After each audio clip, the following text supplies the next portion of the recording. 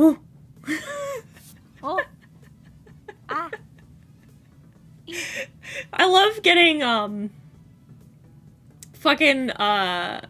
love getting Patreon emails.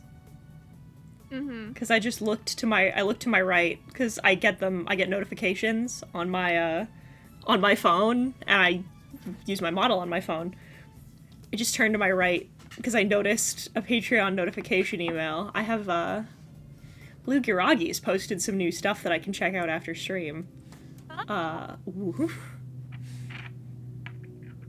Did I look to my left, see the words bad dragon, and go, ooh?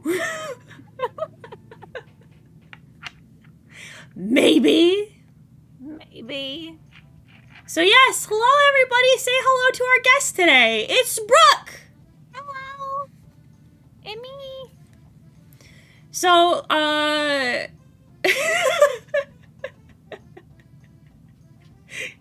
So, Yuki is clearly excited to see you. Validatorless. So, for any of the Legionnaires who may have seen you around but are unfamiliar, tell us about yourself a little bit. Talk about me? About you! Me? Oh, that's not... No, I shouldn't do that. You're the guest! I do get... Okay, I'm BubblingBrooke. I'm an artist. I stream. I do videos. I just all around multi-variety content creator, streamer, all that good stuff. Mm-hmm. Brooke is one of my editors as well. I am. And audio edits for Star Wars The First Resistance, a D&D, SW5E podcast you can listen to wherever pods are cast. I worked so hard in that podcast. It is a labor of love. I love listening to Brooke audio edit for the podcast, and then we have lunch, and she's like, "Did you know that I love us?" It is so sweet. It makes me so happy. I love the game very, very much. I do as well. For those of you who also don't know, who are new, we live together. They're wherever pods are cast. You can Spotify, YouTube, Google Podcasts, Apple Podcasts. What's the weird one? I don't know, cause like people listen to it kind of like everywhere, I guess somehow. I like that. But it's on all major devices, so. Oh my god, they were roommates. Yeah, Yeah. I'm downstairs and B10 is upstairs. We finally found a thing that works. At least for recording. For now. It's for now. I can't be at my cool desk with my cool beefy computer, but that's fine. Yeah, unfortunately. But it'll save us the hassle of dealing with fucking voice meter. It's true. I mean, it works. It's just a pain in the ass is all. It's the biggest pain. So for recording, this works for right now. Yeah. We'll figure it out. When I get a fancy microphone, then maybe we won't have this issue anymore. Yeah. Hopefully. But yes, Brooke, like me, is an undiagnosed autistic. Yep. What is it like? No.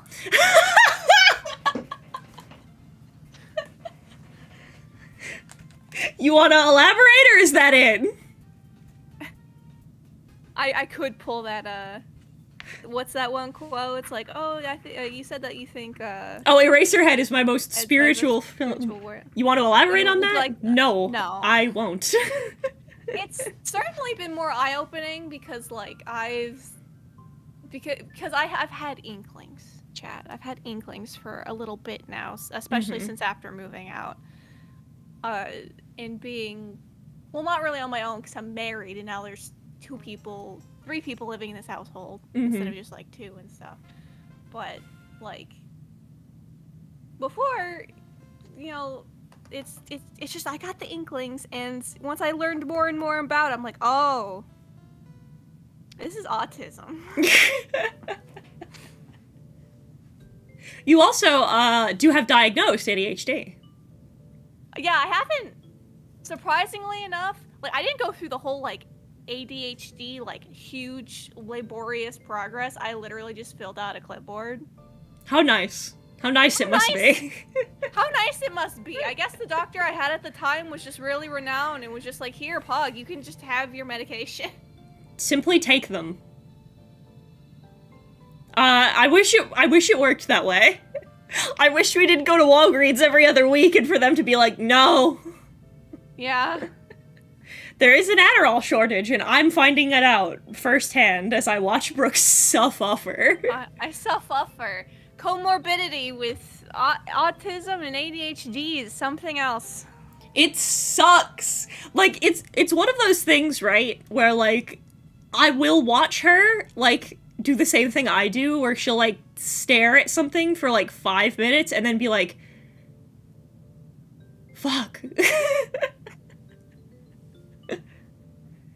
I've been asking everybody else, so I thought I would also ask you. Yeah. On the list of suspects, all 2 of them, who do you think is the prime suspect for who did this to you? So, I can give you both. I think I got my ADHD from my mom and the autism from my dad. Mm-hmm. Because it was even more enlightening going back home in January and, like, talking about how, like, my brother and I possibly have undiagnosed autism. Mm-hmm. And my dad was like, well, I had all this stuff and I just got over it. And I turned out fine. And I'm like, Dad, I didn't say this to him, but I thought it. But, like, Dad, I think that's just masking. I think you've just been masking the whole time. My dad does the exact same shit.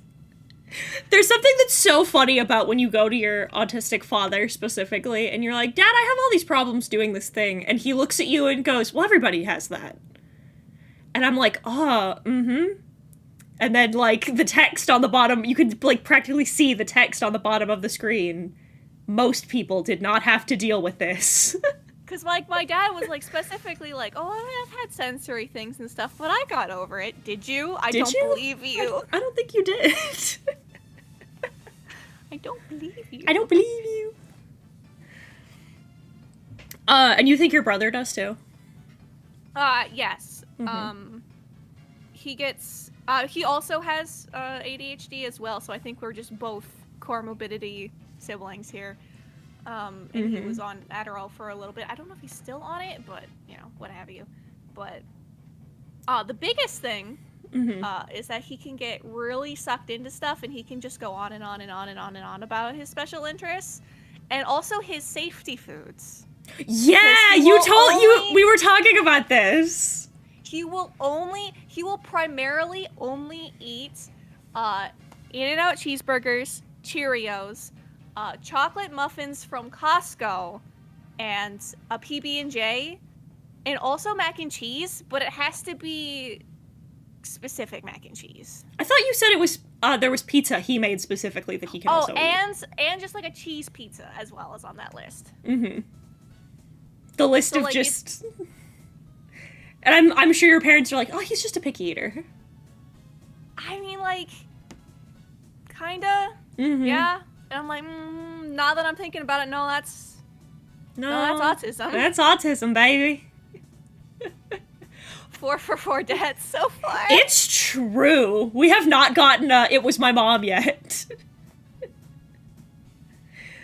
I showed Brooke, there's a meme that says, vaccines don't cause autism, Gen X dads who pull bitches cause autism. And I'm like, God damn, that sure is everyone we know. Yeah. Are all picky eaters autistic? Probably not, but... Considering how this is how my brother has been his whole life. Mm-hmm. Oh, factually correct. Yeah. Fucking, speaking of food, we're leaning on this, because, so, living with Brooke has exposed me to this thing that Brooke does with food, that is the least neurotypical thing I've ever seen. And I want you to explain to chat, the BubblingBrooke food process. Okay, so are we talking about like the order I eat food, or like how I talk specifically like eat candy and shit? I'll talk about both, but which one do you want first? Start with the first one. Okay, so I have an order of things I like to eat my food. I eat it. There's like I guess it would be an X and Y axis. I'm not really sure if it would map out that way, but there's 2 criteria. Mm-hmm. I eat things generally from least favorite to favorite, and what needs to be eaten first warm versus what I can eat cold. Okay. That second one I think is slightly more normal. Sometimes I will, I think it's just normal to like eat a little bit of like everything on your plate, just so that the flavor profile doesn't get too exhausting. That's typically that's why you have sides, fun fact. Yeah. So I guess for like a good example would be like, steak, green beans, and like mashed potatoes. I typically save the steak for last, I guess, and then or like the mashed potatoes, but like the green beans are my least favorite thing on that plate, so I will focus more on eating all of that first. Mm-hmm. So then I'm just left with the good stuff. Mm. Which is weird. I mean, it's to me. We also, I'll throw myself under the bus with this one too. I have a couple of weird ones. Mine is the way I cut sandwiches. I mean, to be fair, triangles is the correct shape. Yeah, I cut them in half diagonally into triangles. And I told Justin, I'm like, and I don't know what possessed me to say these words specifically, but I was like, could you cut my sandwich in half diagonally? And he goes, yeah. And he goes, specifically diagonally? And I was like, yeah, because there's more sandwich. And he turns and looks at me and goes, what? I'm like, well, yeah, because if you cut it diagonally, there's more sandwich. And he goes, no? And I'm like, yeah. And there's more sandwich. I mean, like, it looks like there's more sandwich, but there's factually not. It's the same amount of sandwich. It's just in this peak shape. No, if you cut it in half vertically or horizontally, there's less sandwich. Which is mathematically not possible. It's not, but there somehow is. It's magic. I don't know what to tell you. There's just less sandwich. The infinite chocolate bar. The infinite chocolate bar. Geometry, Euclid strikes again. It's because I mean, the answer is that it's because there's more surface area, right? Like, it's better to eat the triangles than the half squares. It's true. But it's better mouthfeel. Yeah, because you get more of the middle of the sandwich every bite. It is more. And and it's easier. It's better to eat around the crust that way. You can get the crust out of the way. Because you can just do one hump. And you're less likely to have a mess. Right? See, chat gets it. I'm not insane. There's more sandwich. But the way you eat candy is deranged. It's not. The normal, like the regular food thing, I will admit, I'm like, it's a little weird, but I get it. The way you eat candy is autism. The way I eat candy is autism. Yeah. So explain to chat the thing that you do. Okay, so it depends on the type of candy. Mm-hmm. First off, let's start with your basic M&Ms. Right. All right. So, when I eat M&Ms, in the method differs slightly, but it's mostly the same depending on whether or not it's just like a big bag or if it's like a fun-sized bag, right? Right. If it's like one of those small ones you get in like a Halloween basket or whatever, I will typically like open it up, dump it all out, and then I will like organize them by color and then like pair them up so that there's like the group of 6 of every color, and then I will eat the leftover ones before I can eat the ones that have all of the ones there. Other candies it doesn't necessarily apply to because it's just a lot harder, like Smarties, at least the ones here in the States, just because of the colors, and it's a little bit more difficult to manage and they're smaller. But if it's something like Reese's Peanut Butter Cups, it has to be in even numbers. So I will take I have to take a minimum of 2. This works the same with like the breath mints that people leave out in like the little baskets in various places. This does not apply to whole chocolate bars. I don't know how you would group them when they're one solid bar. No, but it applies to things that are more, that are in smaller pieces. I can't say it without hearing my fucking accent anymore, because you two made fun of me.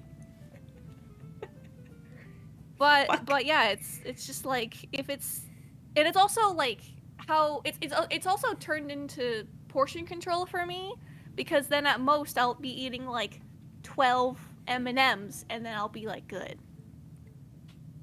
Now what you just heard, you may think is a bit, but I've watched her do it, so I know that it's not.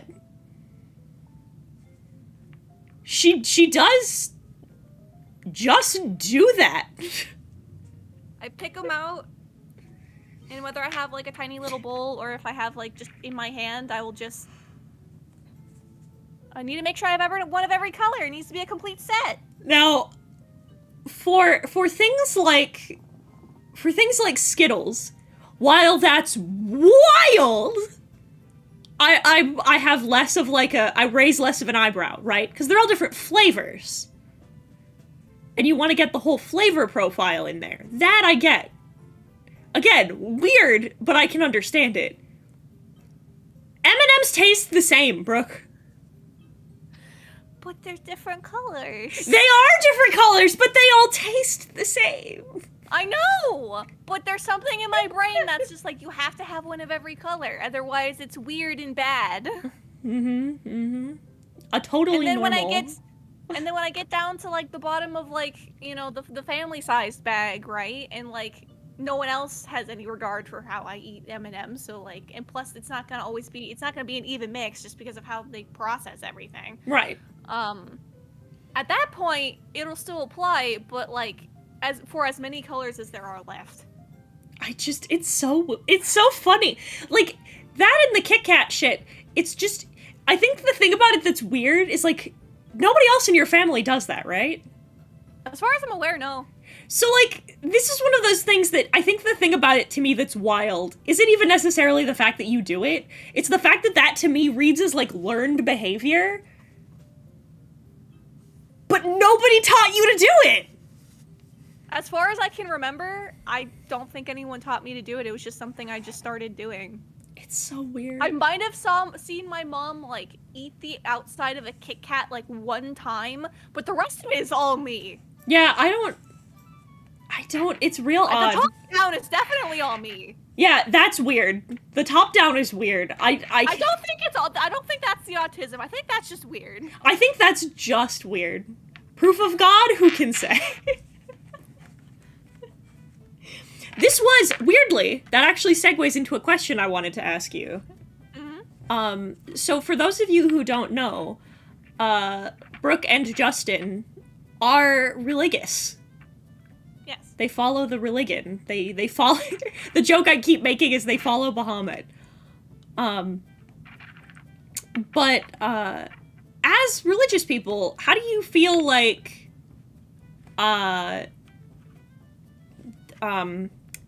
things like autism and neurodivergency are treated within religion? Because that's the thing, right? You know, I want to say that, like, I went to some pretty good churches growing up, so like that was never necessarily an issue or like a factor, especially with someone who went undiagnosed for ever. Cloaked under the radar. Under the radar. They never knew. They never knew. They should have. Yeah, probably. For both of us. Yeah. Briefest aside, I want to tell a story, and I swear to God, it is 100% true. Mm-hmm. So I grew up in SoCal, right? Mm-hmm. And when you live near the border of Mexico, mm-hmm. You end up getting a lot more about immigration stuff. Oh, I love this fucking story. I love this fucking story. I don't know how old I was, but I was young. Mm-hmm. And I was sitting in front of the television, and they were talking about the illegal aliens coming across the border, and they were showing footage of like the tall barbed wire fence and shit, right? Mm-hmm. And I said, I believe out loud, it's like, that doesn't make any sense why they would call them aliens, because they're people, or at the very least I thought it just never made any sense to me why immigrants would be called illegal aliens, because I was like, but they're people though. But they're not aliens. They're not aliens, they're people. It's a dehumanization tactic is what it is. I know that now, but like, it didn't occur to me until way more recently. I was like, wait, that's autism. Did you ever have like a thing as a kid that they tried to get you to understand and you just never did? Like some social thing, or like, cause that happened to me a lot. I would maybe need some examples of things, because like, so, like, my brain is really hard at coming up with that stuff on the spot. So my favorite example of this personally was when I was young. I watched a lot of like TV, as I think a lot of us did. And I never understood why, like, in the shows and in the sitcoms, I was like, why do you have to do, like, all these weird schemes in order to get guys to ask you out? If you like them, why can't you just ask? Because then they know. And people kept trying to, like, insist to me that, like, well, it's because that's the way it is. And I was like, but it doesn't make any sense. That's dumb. Like, however, that did remind me of another story of when I was 3. Mm-hmm. So I watched a lot of TV. Mm-hmm. I think I was basically an insomniac as a child. I'm not really. I watched a lot of Roseanne, and I did not like Roseanne. I think we all did. Lopez show. I think those of us who had fucked up sleep schedules all did. Yeah, but when my parents told me that I was going to be a big sister, I had seen enough television and had processed enough television to know that, like, I was smart enough to know that my parents were going to love me no matter what. So I knew that. But I wanted to reenact that bit of thinking that my parents weren't going to love me as much as my sibling to come, right? And so I love faked it. And so I faked. This is so fucking. This cracks the fucking shit out of me. Is that Brooke, like, I want to say gaslit herself. I didn't gaslight myself because I knew what I was doing. I knew I was faking it. I wanted to. I gaslit my parents, I guess. I just tricked my parents into thinking that they were going to love my eventual brother more than me. And I remember my dad comforting me at the time. I was like, yeah, you were like, yes, this is how it goes. So we have to do it. We have to do it. I wanted to do it like they did on the TV. It's so fucking good. Fuck, we're autistic. It's just, but yeah, like, shit like that happens all the time. Like, you see something on TV and you're like, oh, I guess that's how it goes, huh? And then you just kind of do it. It's not that, like, I had to, I wanted to. Right. And then, so, like, here's another one. I think this is a combo that you and I don't know if you were like this, but, as an asexual person as well, did you know that, like, all of the, like, sex shit that they do in movies, like, how, like, horny people are, did you know that that's not exaggerated? It is weird to me. That people are just like that? That's what's normal? Isn't that weird? I mean, like, I can get kind of horny sometimes, but, like, that comes in ebbs and that comes in waves, but it's not, like, constant on 24/7. Like, I can't, like, and it's not the same as sexual attraction either. But, like, It's wild to me, right? Right, it's and wild! as an autistic that likes to follow rules, you can imagine that me following the the Christian rule of no sex before marriage was surprisingly easy for me and was a little confusing that other people had trouble with it. Wait, people get so horny they just randomly do it? Do people actually hate fuck? They do! That's wild to me. Did you know that that's a real thing that people do? That's like a thing? That feels insane to me. That feels wild to me. Right. But yeah, as a AAA, I guess, just autistic, ADHD, and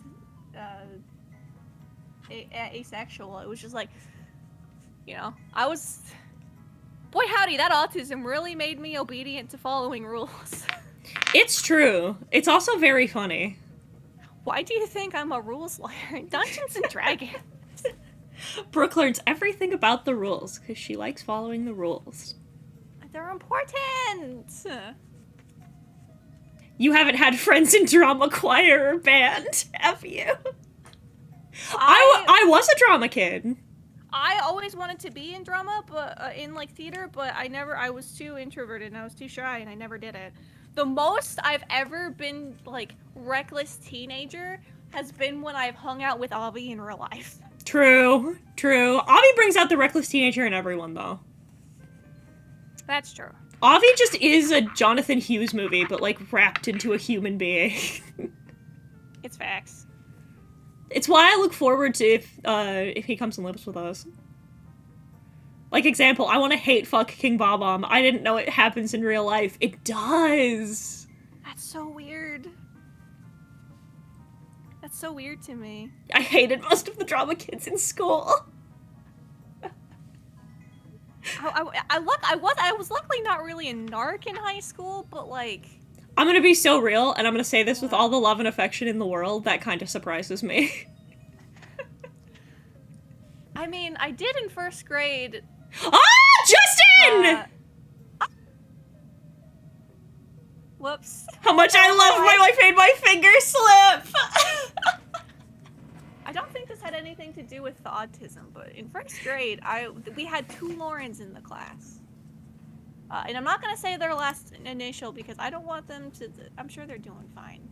Lauren 1 and Lauren 2. Lauren 1 and Lauren 2. They were friends in first grade. And... Oh, hello, Gigi. And I was like, for some reason I didn't like that, and I told the teacher that I didn't like that they were close friends. I don't know why. I couldn't tell you why, but... I was gonna do a funny, but I see you're raising money for charity, so I'll leave. Continue. I mean, you can be funny. It's not like... Fucking... We were making jokes about Mortis eating people and sucking toes in the last one, so it's not like it... I didn't know Justin had a wife. Congrats to him. Yeah, I'm married to Brooke. I am the wife. Hello, I am the third wheel. Oh, by funny, I mean flaming. Oh, well, I appreciate the respect. Restraint? I appreciate the restraint. This is the weirdest moment I think I've had is in Twitch chat. Thank you for, being decent, I guess? Question mark? But we do have a great relationship. I'm very happy. It's true. I'm here for it. They're baby, and it's really cute. I also know, I saw one time, I'm not sure how true it is, but like, sometimes autistic people can like, have trouble being creative in their like, and coming up with their own ideas, and I've been super feeling that lately with just like, it feels like I just copy, even if I put my own spin on it, kinda, like I always feel like I'm derivative, I guess. I'm gonna give you the best piece of advice as a creative that I was ever given, because I was always afraid of that. The best piece of advice that I've ever received was ironically from Tomska. And it's a twist on, good artists copy, great artists steal. the idea is that your artistic, like, style and medium and the things that you make, like, it's always going to be informed by the people who come before you. It's just the way that it's going to be. So what you should do is copy to your heart's content, but you just do it from so many sources that you can't see where the seams are anymore. Right. Like you grab so many things from so many places, you just become a sponge and absorb and absorb and absorb, and then eventually, when it's all congealed together, it'll become yours. Because the people before you stole, and the people before them stole, and it's just the way that it is, right? So, like, copying things you like isn't inherently bad, you just have to do something new with it, because art is an iterative process. It's true. But because there still comes to a point where it feels like sometimes it doesn't feel like I'm able to, like, iterate enough on it. And it just That's feels true. Like blatant. Like, for one example, I feel like I have a really hard time coming up with, like, outfits and designs that's outside of my realm of my usual comfort zone. Oh, yeah. That's why my reference pool is so wide. Is just because I have to. Yeah. On what Brooke said about inspiration, I personally take a lot of inspiration, but I try and take ideas I like and put a new spin on them. Exactly. I'm definitely trying to do that, because I've been working on an original setting, and, like... I'm gonna make an NFT for it. I'm excited to see the results of that, but it's like, you look at it, and it's blatantly like, oh, it's clearly from MLP inspired with how I explained how the magic system works. I like it, though. I think it's unique. Yeah, I'm definitely trying to put the things that I like about, or, like, the things I like to explore in it so that it feels hopefully distinctive enough. I think, like, everyone, I'm shoving Ruby in there too, and I'm gonna make it much better than what fucking Miles and Carrie could ever do. Anyway, that's a rant for another time. I trust and believe you. This was another thing I wanted to ask as an aromantic. How do you feel? Because Justin is neurotypical, allegedly. The joke I keep making is Justin is neurotypical, but he's homeschooled, so it doesn't count. What's it... Are there any... Do you think, like, your autism has made dealing with your... I don't want to say dealing with your relationship, but, like, has made relationship things... has it ever caused any complications? If so, how have you gotten over them? This is something I came to realize just by watching TikTok today. So I have realized that I go nonverbal. You do? I do. I go nonverbal when I get particularly frustrated. And I'll start breaking down crying, and just, like, it'll be hard to get words out and try to properly explain what I want to get across. Like, they're in my head, but, like, it won't come out. And, like, that's had communication breakdown a little bit, and we eventually get through it. But, like, especially when it's something I'm so passionate about, right. Like, with more serious subjects, and Justin and I have gotten in back and forths and stuff, that I feel like I can never truly properly explain my point of view to have Justin, like, understand. Right. Sometimes, and so, like, that's something that's struggles. Luckily, those are few and far between. But that is something that it definitely happened a lot earlier on in our relationship when we were both stupid. When you were young and foolish. I definitely do think you've gotten better, Justin. There's still a couple of moments where sometimes it feels like you're being a little stubborn, but, like, we eventually, like, get past it, so it's like, whatever. I think so too. I think Justin's grown a lot. Has become way more empathetic. I'm simply idiosyncratic. What a good word, and B, yeah, I would say so. I don't think I've ever gone nonverbal before. Issues I deal with miscommunication in tone and wording would be so much of an issue if my two partners and I weren't all as stubborn as mules. True. Understandable. I do the opposite. I get loud and talkative. Ironically, in light of, like, in light of recent 8-hour video essays, I remembered when I was younger, I used to have a really big problem with doing the opposite. I used to gish gallop really bad. And I didn't do it for like manipulative purposes. It was just that I'd panic and I would just talk. I would be like, if I explain it, if I'm not explaining it well, and I would just keep going until I felt like I had explained it better. Unless I get yelled at, and then I go quiet. Because I don't know how to respond. Gish what?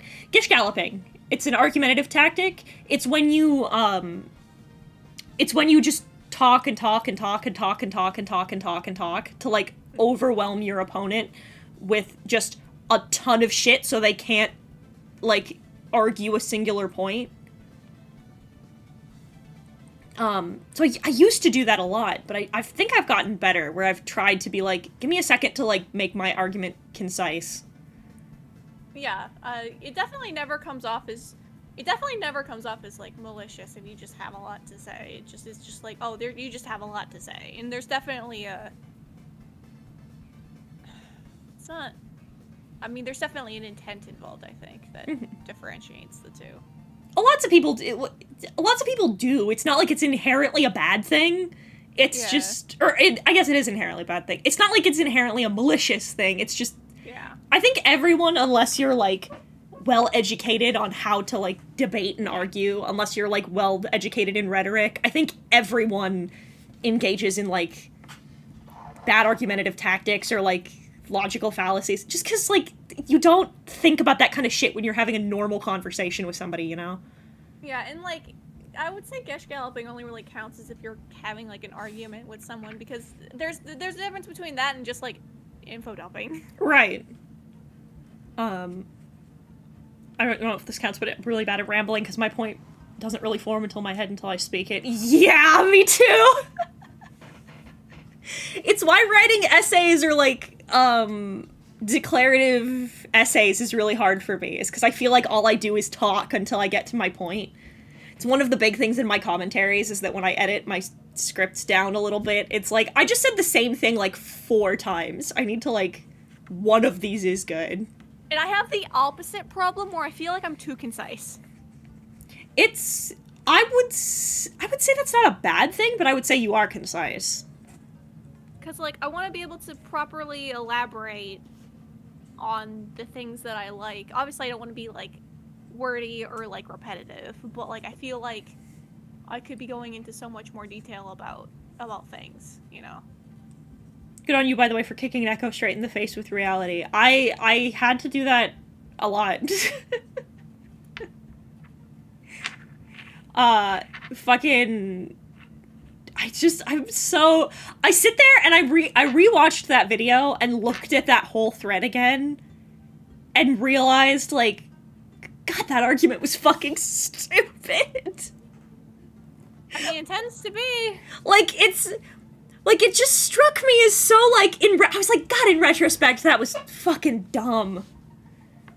I just, like, I still cannot believe that really with her whole ass, she was, and it's, looking at it laid out, and I saw again that she went from, it's just an anime, don't take it so seriously, to, well, if you talk to real people who were abused, maybe, and I'm like, I remember sitting there looking at those tweets and just going, this bitch is not fucking serious. This bitch should not just say these words to me and then follow this up like this. You stupid motherfucker. Yeah, I don't know. She's gone now. It's all that matters. She is gone now. The cat is gone. We have chased her out with the broom. Well, now we've come to the time.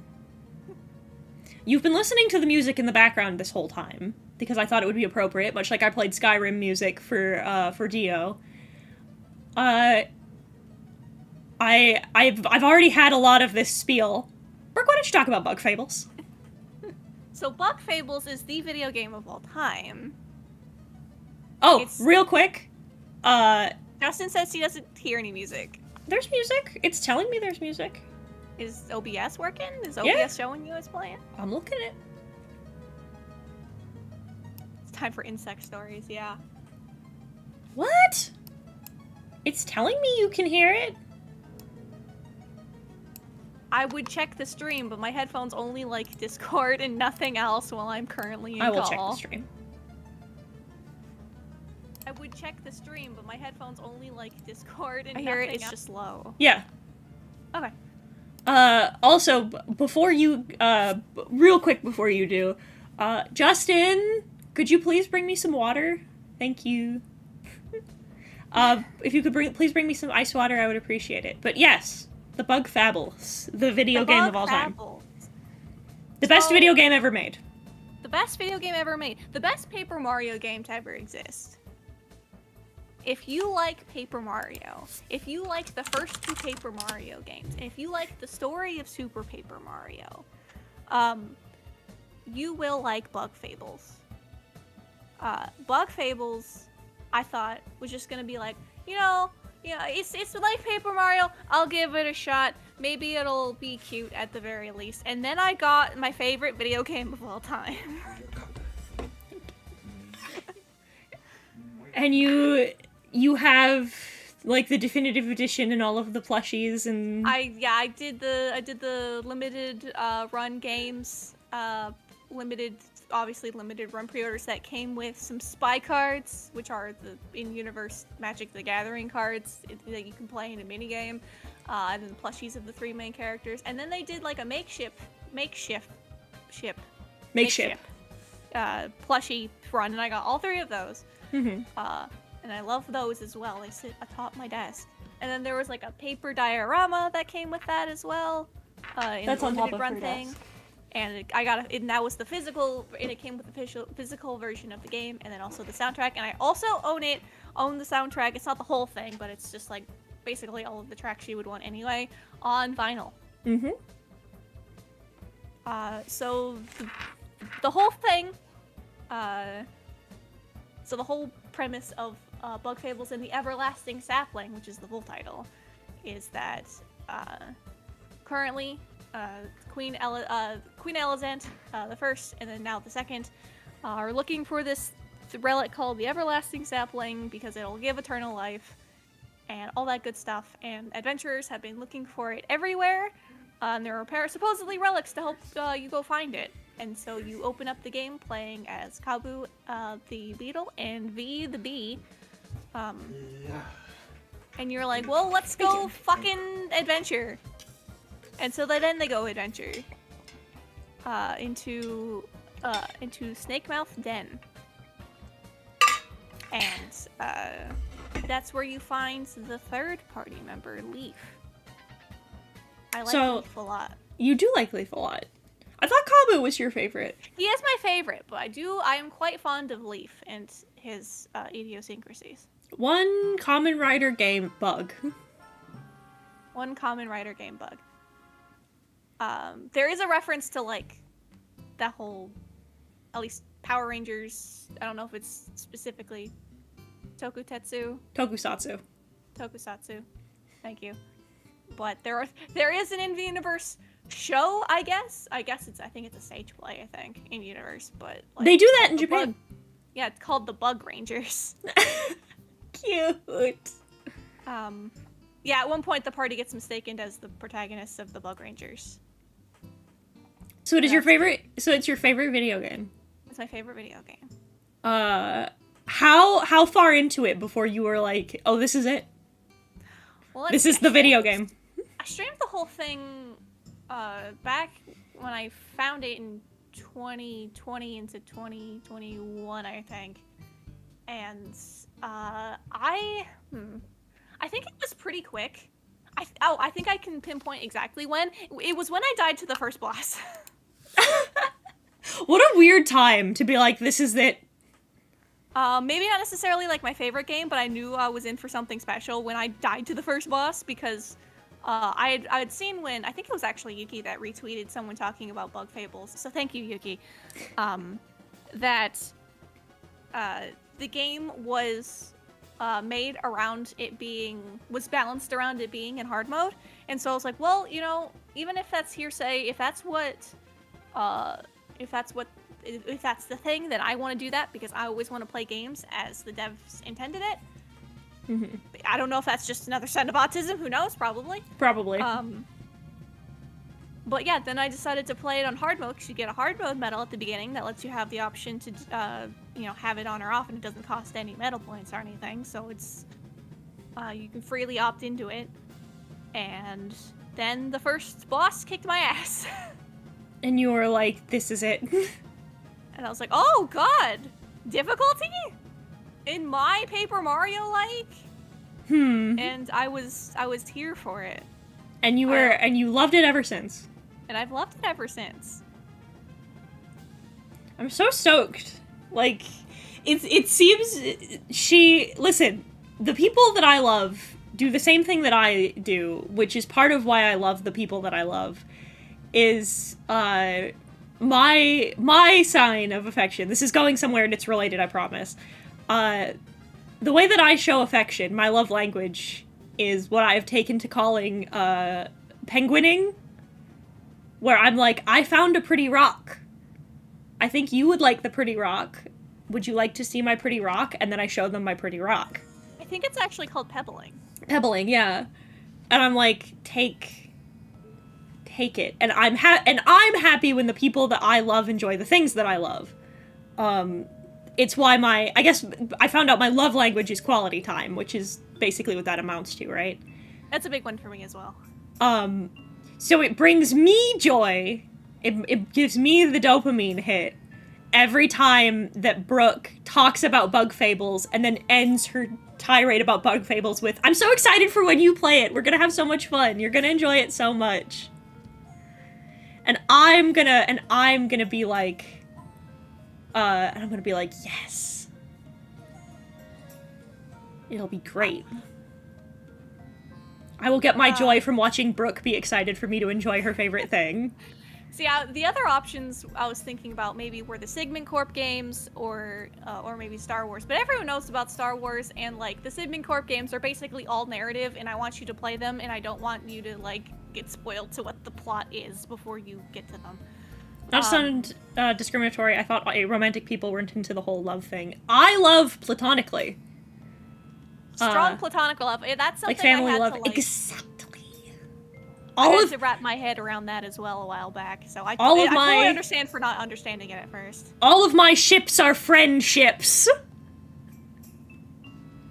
I love, I tell Brooke and Justin that I love them all the time, because I do. They make me happy. Being around them brings me joy. But, like, I don't want to smooch them or, like, hold hands or do any of that gay shit. I mean, we've held hands. We have held hands. We were... I love that when we're, like, at the zoo or something, and Justin does something and stops holding Brooke's hand, Brooke will pretend to be upset, and then I'll be like, don't worry, baby, I got you, and then I'll hold Brooke's hand. We give each other, like, forehead kisses all the time. But, yeah. I love platonically. I love the people in my life.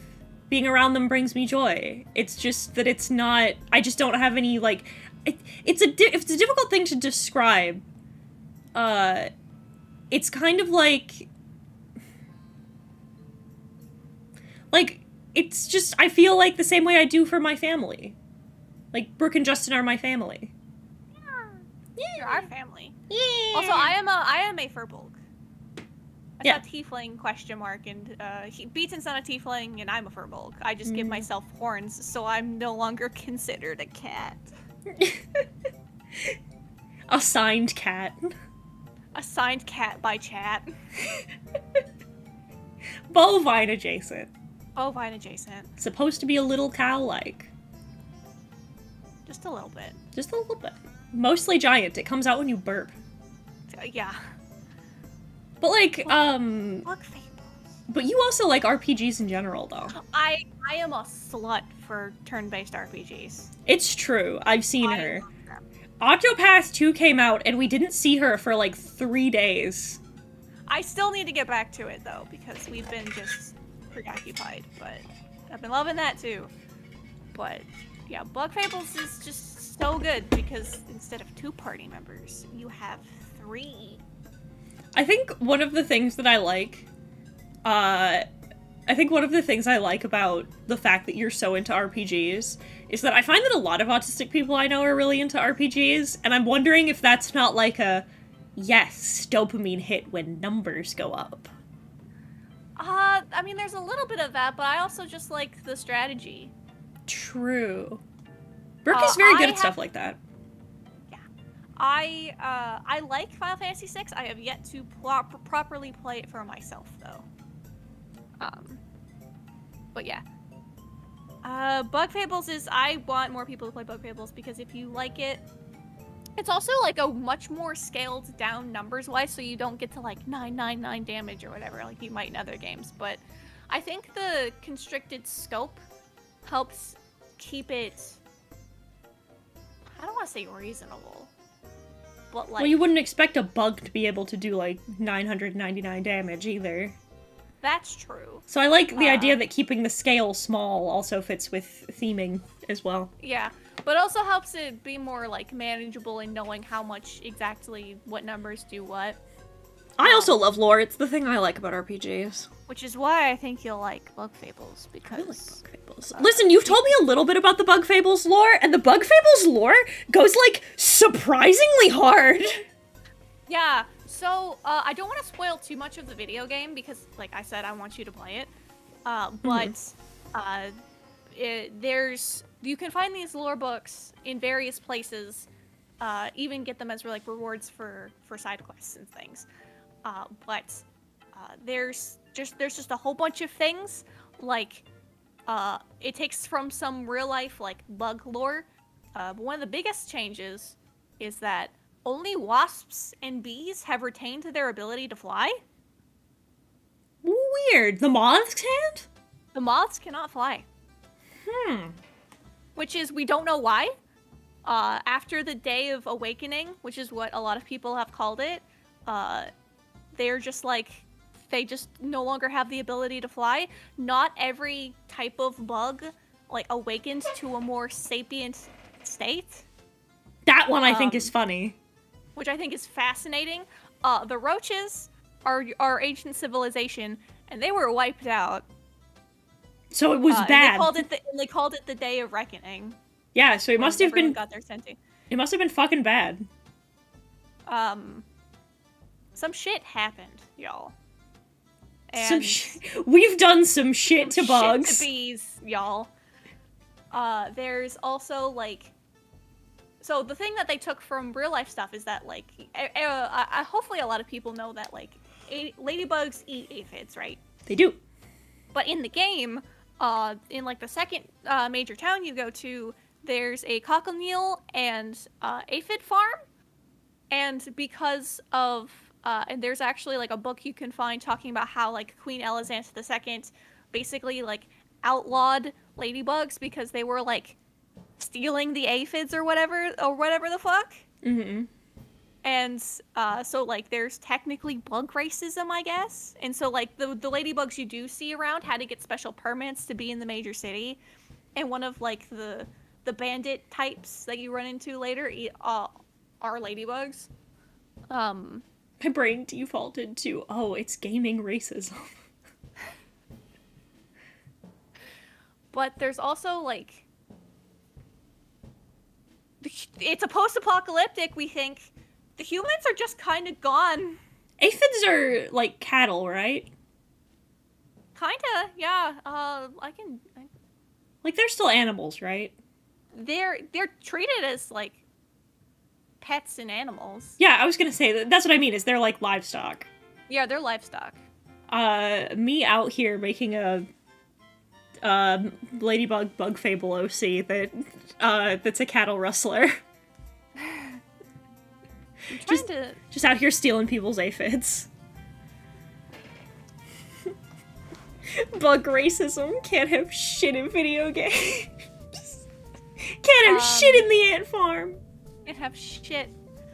Then there's also, like... Because talking from the lore shit is probably the best bet in terms of, like, shit that, like, might get people interested. Because, like... I think it's a perfect amount of world building where you get the gist, but then there's also just, like, enough to keep you, like, questioning. Because, like, spiders didn't gain sapience. I think that's wild! There are two spider bosses in the game, and they are not sapient. Yeah, we've talked about that it's wild that the spiders aren't. Because scorpions aren't either, right? No, scorpions are not sapient either. So, like, I think it's nuts. Well, and then I thought about it, and I'm like, well, arachnids aren't bugs, I guess. For some reason, they didn't, like...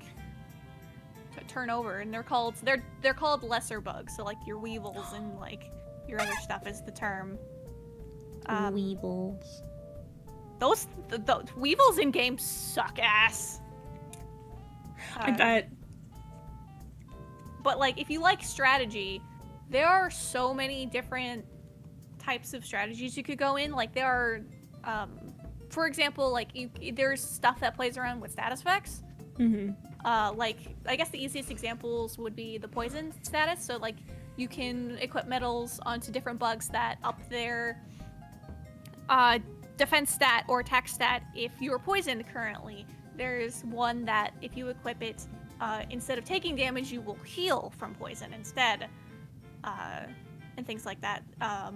The best strat, though, is that sometimes you get these berries. There's only a handful of them in the game. There are heartberries. There are, well, it looks like a spicy, like, chili or whatever. And then there's, like, the ironberry, where you can up defense, your attack, and your HP. Mm-hmm. And there's only, like, a handful of each.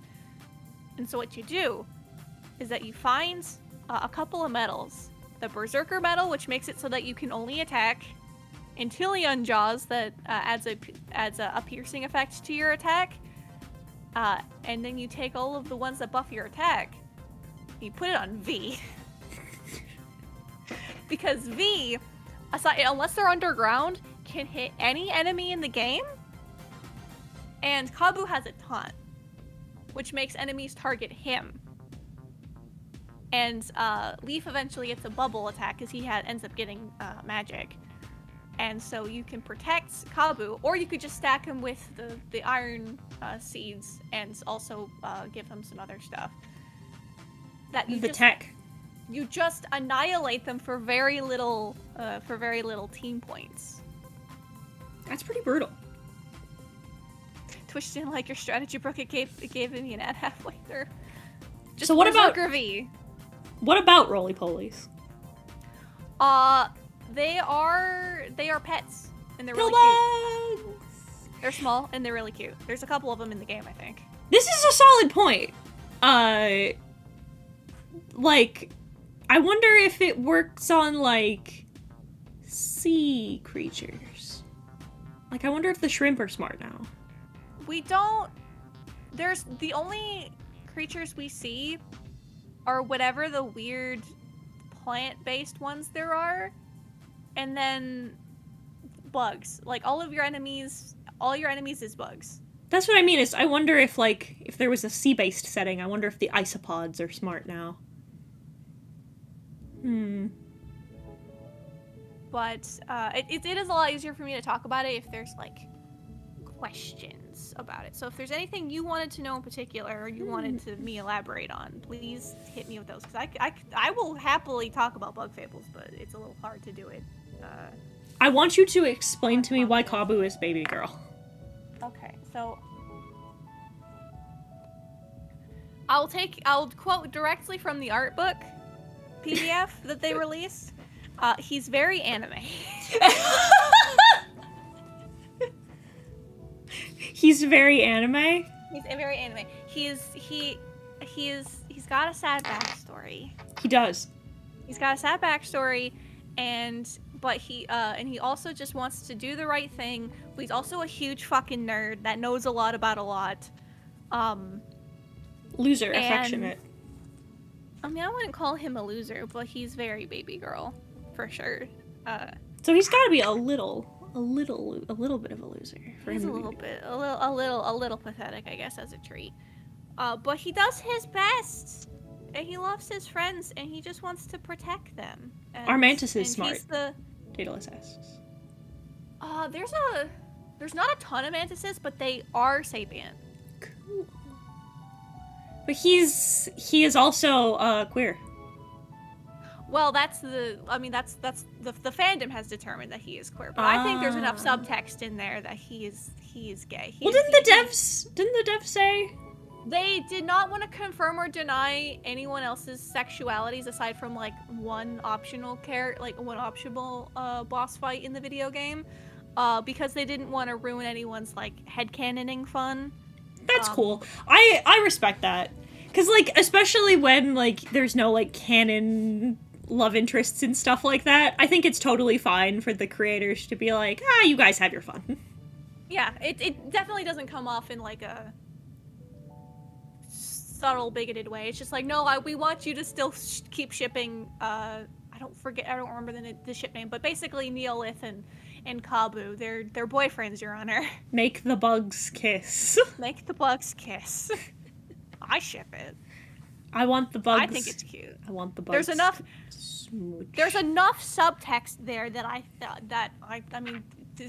know it doesn't take much for people to ship things, even if there's like no subtext. They don't even have to be in the same series for people to ship them. Mm-hmm. But I think there's enough subtext there, and when we play it, you'll see. You have also engaged in the Bug Fables Art Month for the last like 2 years. I did kind of fall off of it last year. I wasn't working with the prompts very well, but I did do it complete, not this last year, but the year before. I love shit like that. Yeah, it's community made, and it was great. I loved doing it. I want to do more community art things. I'm gonna try it. Are you gonna do Mermaid this year? I might. I'm not sure. It's a lot of work. I'm gonna try and do Mermaid this year. I think it would be pretty poggers, to be honest. Oh yeah, also another important thing.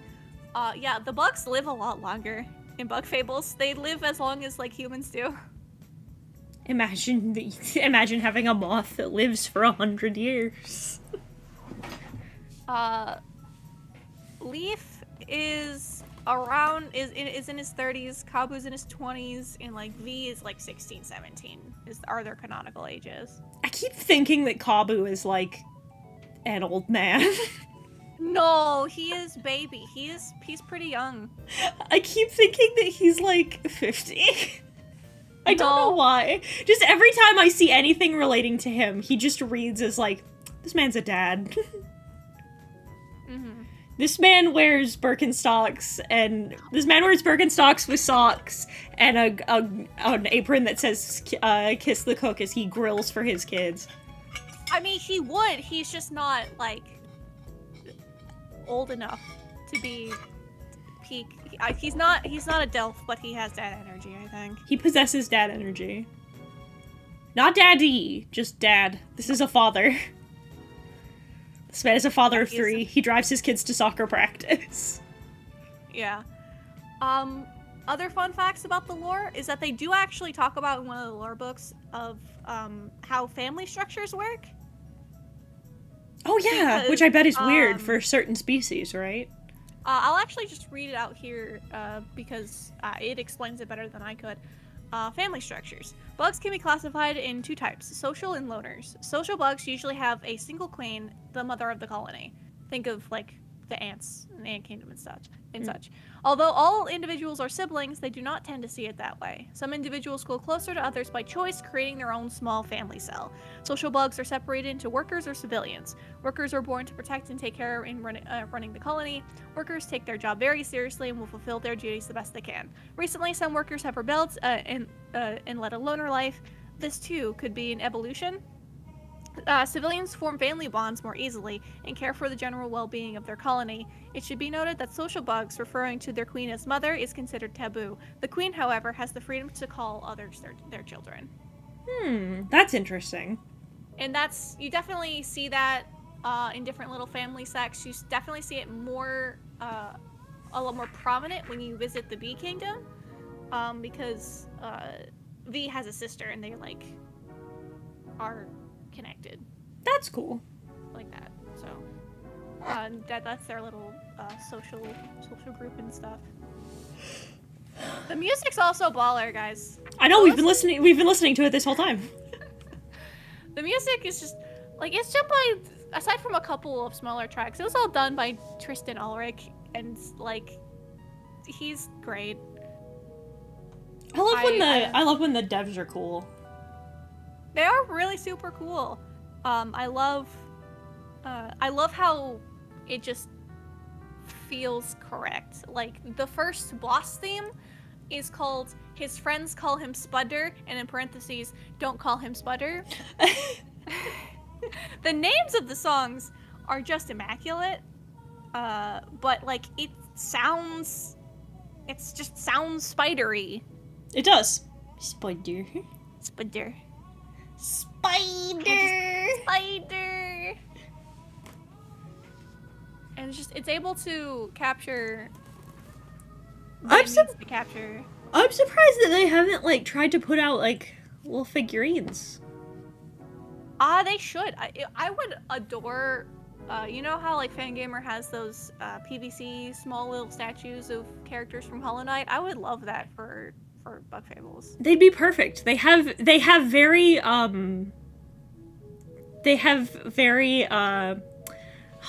what's the word? How do I want to put this? They have very like gachapon shape. They do have very gachapon shape. Like, I feel like you could get them in gacha machines. They're just very good. They would look good as little PVC figures on your shelf. I would love them.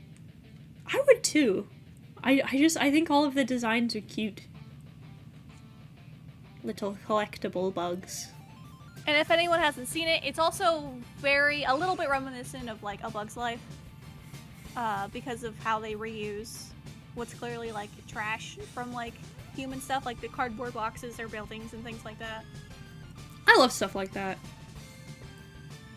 There's an island that you can go to later called Metal Island, and it's a hubcap.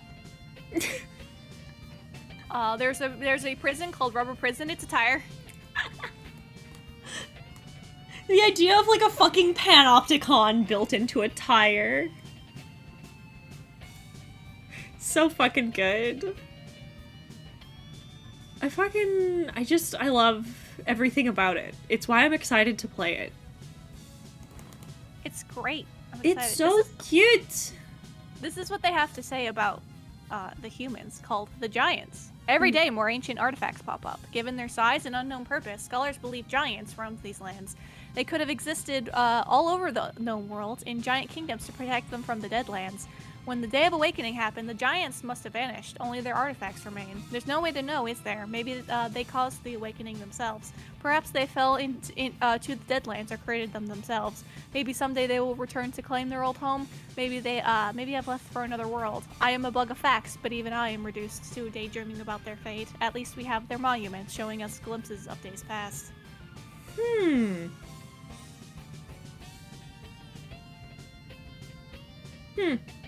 We have no idea. We don't it's like know. Splatoon. At least in Splatoon, we know that like everyone just fucking died. They evolved into fish, which evolved back into people, because people are the optimum species, I guess. Well, I mean, everyone fucking died, and then the ocean animals evolved into people. And then they eventually became fish. They became fish people. Feeple, if you will. Fish people. Fish people. They went to space. Maybe they went to space. Who knows? Who knows? We don't. I certainly don't. Why are the bugs smart? They just awakened. What else to talk about? Cause I don't want to like cut the stream short. Cause I could go on. I just don't know what aspects to talk about. I don't know what else to ask about. Because I don't want to know more. Because I want to play the video game.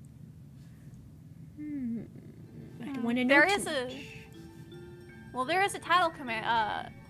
So what's great about the video game is that there's great replay value, because there is not only like cheat codes that you can put into like the naming your file screen, that you can either learn about in game or you can just like look it up online and like put it in there, right? Yeah. Like there's, I was going somewhere with this. The thought left my brain. Are there any? This is a good question. The only animals. Randomizer. The only animals we ever see are bugs. Yeah.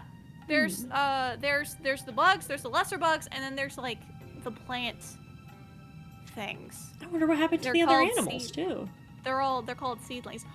We have no idea.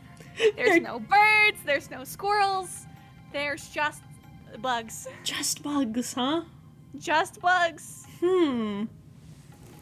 A lot of different kinds of bugs, but like. I hope if the creator ever makes like a sequel that he makes one in the before times. There is they do want to make they're currently working on a different game, but somewhere down the line they're tossing around Bug Fables too. But I wonder what they would do with that personally. I mean, you can always do like another legend or whatever, or like a new cool like artifact or something, but I think so. I think the thing about stuff like that is that once you've built a really cool world, I like when the devs make a sequel and it's just a completely new set of characters. Yeah, as much as I love Team Snake Mouth, I think going with different characters would probably be the best bet. Otherwise, you have like the Samus problem, where like how do you like depower these explorers, right? Mm-hmm. I have played the game to completion at least 3 times. Of course. 100%. Mm-hmm. If you like Flappy Bird, that's in there. It's a lot of. That's one of the things I've noticed is that, because you're one of the people who's like me and who's like, oh, if there's like 10,000 mini games, fuck this. But like. There's only one. In terms of needing to complete the video game, there is one mandatory minigame. But like, yeah, but like then you have stuff. What I was gonna say is then you have stuff like Yakuza, or like Bug Fables, where it's a bunch of like side stuff, and your brain's like, that's a lot of shit. But then you go and do it, and it's like, oh, this is really fun though. I think the mini games specifically are a little scrunkly, but it's not overbearing, and there's only like one required one, period, technically. Mm-hmm. What's really nice, actually, I can segue into talking about this, is that this game really looked at the old school Paper Mario games and really improved upon the formula and figured out what was good about the originals and just was able to like upscale it further, right? Mm-hmm. So instead of 2 party members, you have 3, and you can like even change who's in front. You can change what order people go in without changing who's in front. And by having 3 party members the whole time, you're allowed to give each one of them development instead of just like the very little we get usually of the partners, aside from like a couple of standout ones between the original and Thousand Year Door. Mm-hmm. Cooking has been changed, where not only can you like speed up the process, you can also simply you can cook like multiple ingredients at the start instead of having to like wait to do that, which is always was a kind of a weird choice, I guess, for balancing issues, but 2 completely different games. I'm such a fucking slut for a cooking minigame. It's not a cooking minigame per se, but there's a lot of recipes in there. Oh, no. I love doing that shit. But they've also put in a lot of things that like help you not have anything be like a pain in the ass. So like a big thing is backtracking, right? Thousand Year Door was kind of egregious with this to like an annoying degree. To the point of like, what's the point of this? Like, there's so much backtracking. Why is this here? One of them is literally just to make fun of the player, right? Mm-hmm. But in this, you automatically unlock a shortcut like in the main hub of where all the ant tunnels are after you complete a chapter, or you can pay berries to have it opened up sooner to a large ant named Diana, and then she like opens it up for you early in case you need to like go back to, get some stuff early. But they do automatically open up for you after you've completed a chapter. You have sold Trickamist. Excellent. Sounds like it's worth trying. I never really got into the first 2 Paper Mario games because I found the Mario and Luigi RPG games to be better, but this sounds like a unique experience. It is very Paper Mario, but I think they took the best bits of Paper Mario and then just like escalated it into modern day game design. And hopefully you like it, because I love the characters. I think they bounce off each other really well. But like, listen, the bugs are baby. The bugs are baby. There's what other gameplay things? I like V. V's a little shit, and she's great. I love her. I want to place her in a terrarium built solely for her enjoyment. She has a nice little character arc, because it's rare to see a greedy character be seen in a positive light, I guess. I want Heaton to play it now. I'm gonna. She always wants to make sure that they get a reward for the things that they're doing, whereas Kalbu can, like, it's not a requirement, things like that. But I love that shit of the, no reward necessary, and then you have the other party member who's like, The game is called Bug Fables, The Everlasting Sapling. It is on Steam, it is on Switch, it's, I think it's on all major consoles, actually. Bug Fables. Other gameplay stuff I think is really cool and really neat. But yeah, it's just the backtracking. There is one backtracking side quest in the whole game where you have to go to a couple of different things, but it's actually not annoying. How do I not already have it? I was gonna say I already have it, but I don't. How the fuck do I not? It is not free, but it's also not that expensive. I think it's like $20-25, and it'll go on sale and stuff. It was on Game Pass. I don't know if it's still on Game Pass. But it's definitely worth, I think it's worth the purchase. And I played it and I beat it before they got the major patch out that gave even more quality of life changes. But yeah, there's also you can tattle enemies to figure out what their stats are, and then you'll have those forever. But what's nice is that once you tattle an enemy once, you will have, if you go to check the bestiary, you will have everybody's everyone has a unique thing to say about every enemy. And you don't have to like tattle the one enemy with everybody to just get everybody's information. And that's just great. I love that. You can see everyone's flavor text. Like, you still get the same information and everything. You still get the same hints on how to, like, beat the enemy and whatnot if they have a little bit of a gimmick to them. But, like, everyone's flavor text is there, and it's super good. I love that shit. There is more flavor text when you can, like, tattle an area than you would expect. But there's not as much as I think I would like. Because I did my second playthrough, I went around trying to really make sure that I wanted to see as much of the optional dialogue as I could.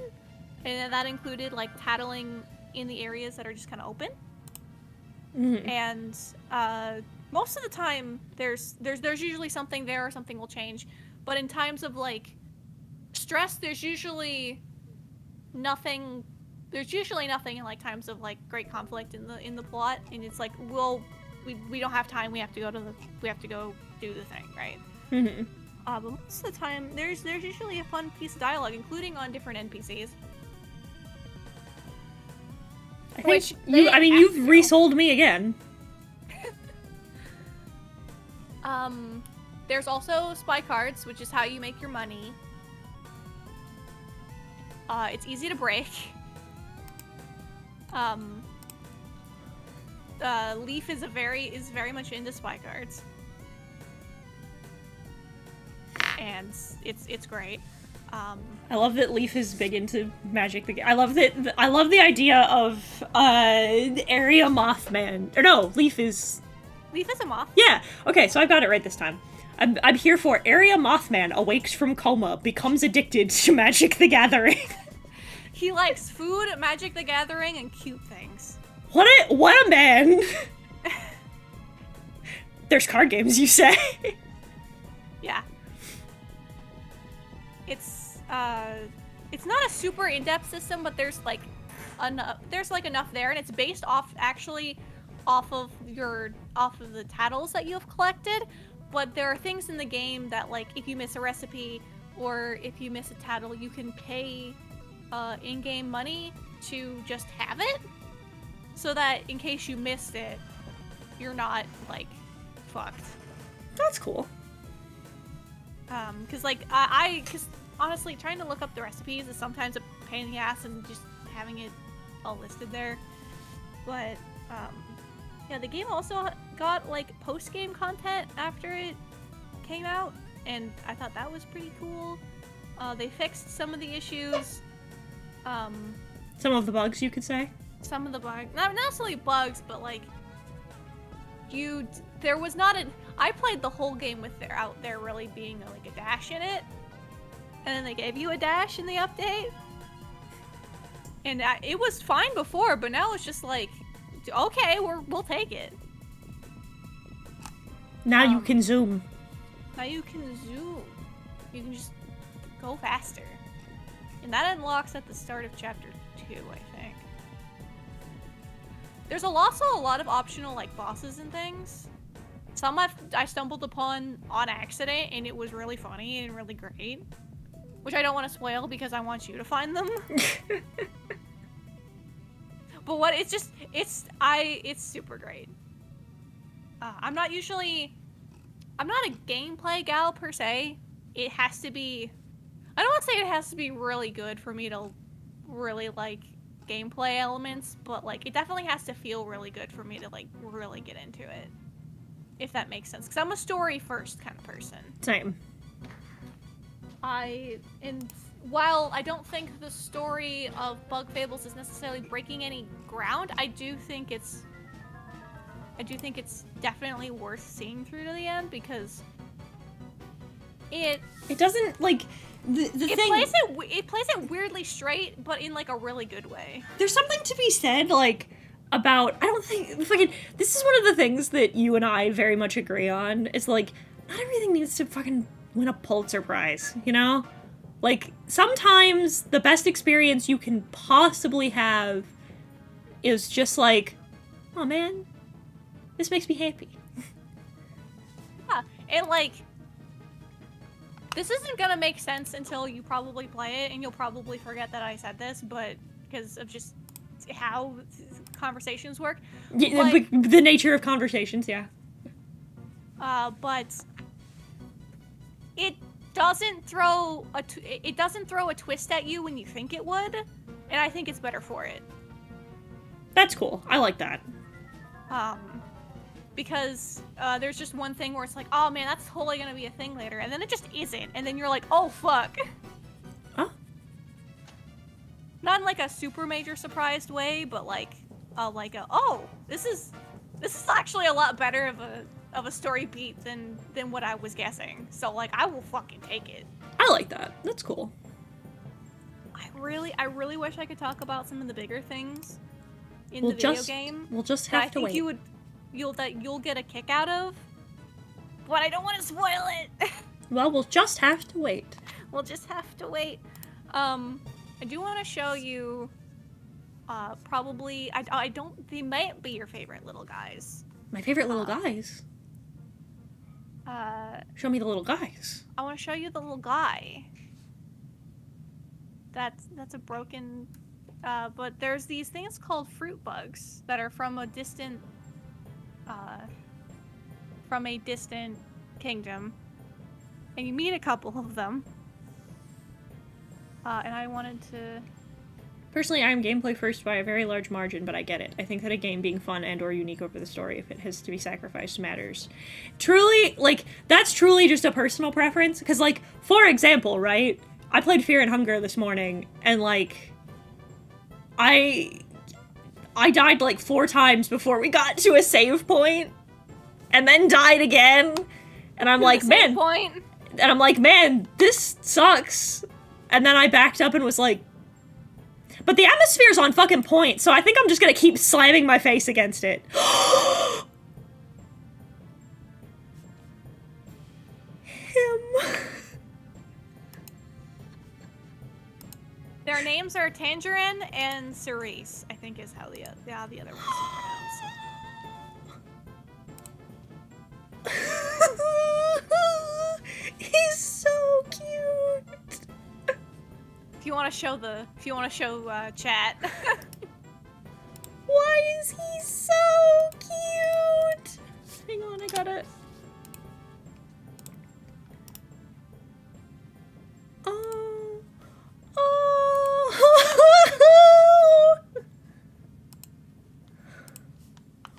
What a little fucking man. Look at them. I'm gonna put them on the desk. Look at him!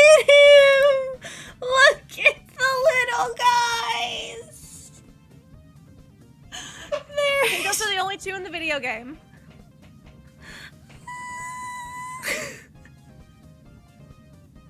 Orb. They're very round. I love the little man and his little beetle horn! His little bow tie! Oh, Tangerine. Tangerine! What a little gentleman! I'm gonna die.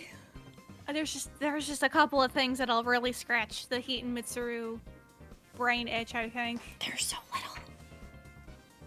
There's these cute little guys, but then there's something that's just like, I think Heaton's gonna love this. I think Heaton's gonna be like, oh, I hate it, I love it. It's bad, I love it. I hate it, Picasso. I hate it, Picasso.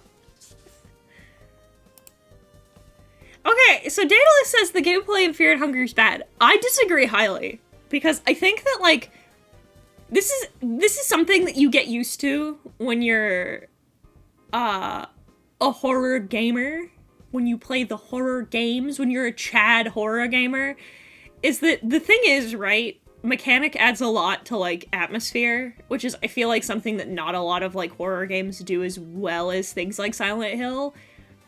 But, like, if you want to feel, like, miserable and afraid and scared of turning every corner, things like Silent Hill and Fear and Hunger do that really well, because it makes turning corners a bad fucking idea.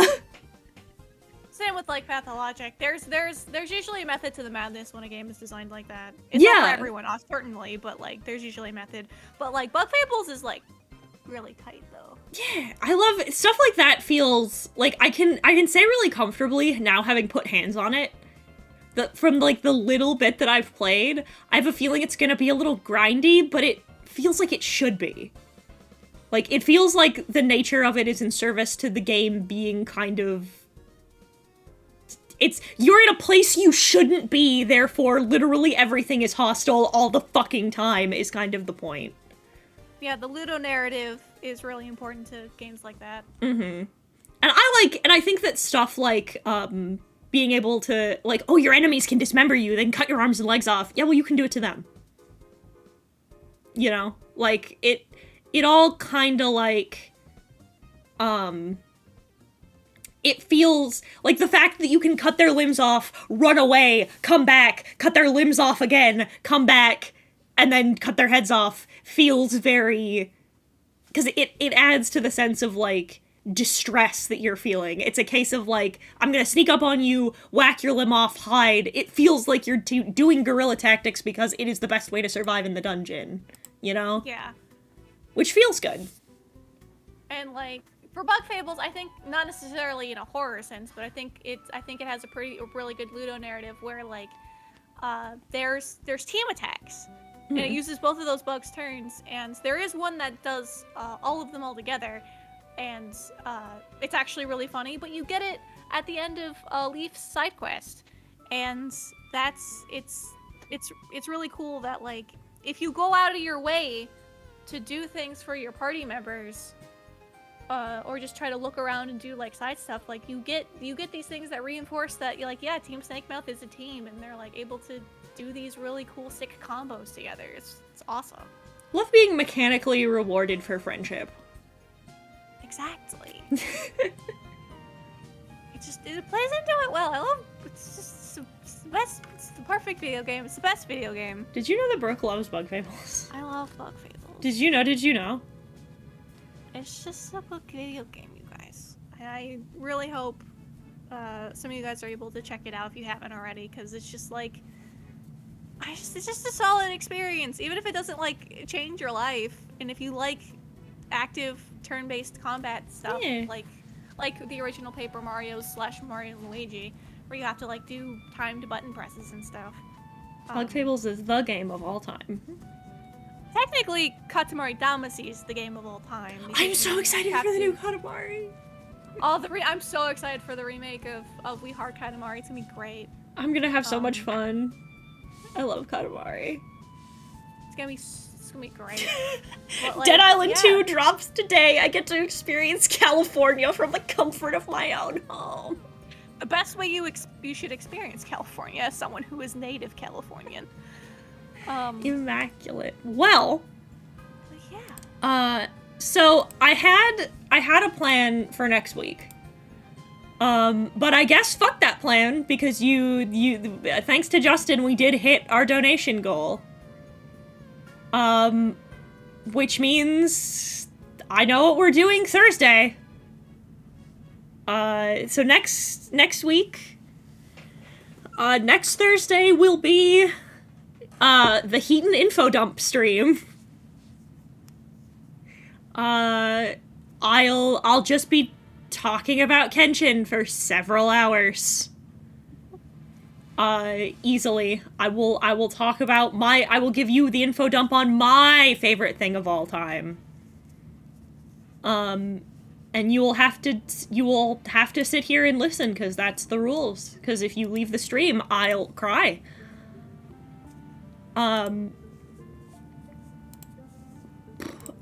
But next week, let me see. Next week, what's the next horror game? It's Misao, I believe. What the fuck is Justin cooking? What is he cooking? Justin, what are you cooking? Chicken tacos. I was gonna say something smells like chicken. Yeah, Beatson can smell it. Yuki redeems it. Do an accent at the very end of the stream here. Which one, Yuki? Let's see. Yeah, next one's Misao. So Tuesday will be Misao. Yeah, plan is to play some more Dredge next week. Talk like real life, like real Okay. cowfolk. Okay, Google. Set a timer for 2 minutes. So next week will be, next Tuesday will be Misao. And then we'll try and play a little more Dredge too. Is sometime Fallen next Order week. on that list somewhere? Yeah, the plan. Well, this is my horror game list, so no. Yeah. Well, I mean, like you mentioned, like playing Fallen Order, like. Yeah, plan is it'll be so next week we'll play Misao. We'll probably play a little Dredge on Wednesday, after the artwork. Then Thursday will be the info dump stream, and then after Autism Awareness Week, or after Autism Awareness Month's over, what I'll do is I'll start Thursday will be Jedi Fallen Order until we beat it. You're already partway through. Yeah, I think I'm like a third of the way there. I think you say. Something like that, 'cause you got to Kashyyyk, I think. I think you got to do the cool. I did get to Kashyyyk. I saved the Wookiees, and then we came back. I saved the Wookiees. We came back to Zepho, and then we did Zepho 2 Electric Boogaloo, and then I think we were going somewhere else. That's where. So I think we were like a third of the way. Because I know you do a couple of revisits to some planets. So. Yeah. But I'm having a good time. We haven't gotten back to it in a minute. But yeah, so Tuesday is going to be our regularly scheduled horror game streams. And then Thursdays we'll get back to Fallen Order till we beat it. Okay, Google! Stop! But yeah. So the next stream will be me, Sal, and next week, for autism, it'll be my autism. Your autism. Then you'll autism all over the place. I will! I'll autism on every single fucking surface. You can't stop me. Bug Fables is also just a really, it's a considerate game, so like... Play Bug Fables. Play Bug Fables, please, for me. Play Bug Fables. Bug Fables. Well, I raided into Crafty once already, so I think today we'll raid into Amandal. Amandal! Because Am just got his new PC! Also, wait, Heaton, do you have a disc server? I do! Bada bingus! We've a Discord server for all of the Legionnaires who wish to hang out. Who wish to... The final boss of autism. The final boss of autism. So I will see you Thursday for the final boss of my autism. But for now, I'm gonna send you over to Am, who's playing Monster Hunter, I think. Yeah, this is Monster Hunter. You have to go support Am, because Am was so nice to me that I cried.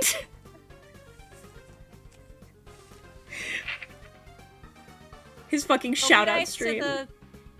But to the funky skeleton man. Go be nice to the funky skeleton. For now.